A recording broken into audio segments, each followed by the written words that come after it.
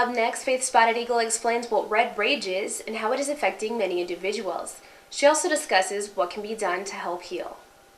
My name is Faith Spotted Eagle. My Indian name is Tonka Inajiwe, which means standing stone. I'm a member of the Ihanktua Oyate from southeastern South Dakota, and I'm also part Sicangu. And I'm a grandmother and a mother. And I've been doing this work on post-traumatic stress disorder and learning about and being able to share my learning with communities since about 1990. And it's all about healing. And healing is sometimes a lifelong journey, and that's okay. Okay, the next one. Red Rage is a model that I've come up with based on my perception of the mitigated amount of rage that is existent in Indian communities. And I didn't understand what it was, and I observed it over the years. I had it myself, and I couldn't really define what it was, and I noticed that even the small children have red rage, or have a certain amount of rage. And once I began the work in the whole area of trauma, I realized that it is stemming from unresolved trauma. And I thought it actually could be an affliction, and so I need to give it a name.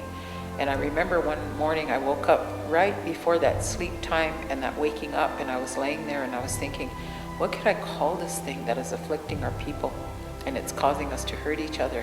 And the name immediately came to me was Red Rage. And so I've copyrighted it, and I'm writing a book on the model of Red Rage, recovering, healing from Red Rage.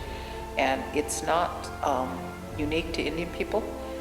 There's white rage, black rage, brown rage, but basically it's unresolved trauma. Usually when I go into a community, whether it's a university or a small community or a tribe, I begin to talk about the impact of historical trauma, because the trauma that we're talking about is stacked so high within that period of 500 years that it's going to take several days, several months, several years for individuals to peel through those layers and say, I don't need to be bound by this anymore. And so usually the way I get into these communities is by word of mouth. I've never advertised. People will hear me and they'll pass me on to the next community, and that feels real good, because that's how the storytellers a long time ago did that. They would go from camp to camp. So essentially that's how I go into a camp and I share my model. I share the stories of trauma, and everybody usually can identify with it, and it opens a door of healing for them. And every story is a little bit different because they've had different characteristics and circumstances, but the healing is just as powerful, whatever community that I go into. It's really tough to get through to a crowd of traumatized people because they feel like they're not safe, just like I don't feel like I'm safe in talking to people that I don't know. But it was such a common experience that has bonded us together in this experience of trauma that they knew immediately that I knew how they were feeling.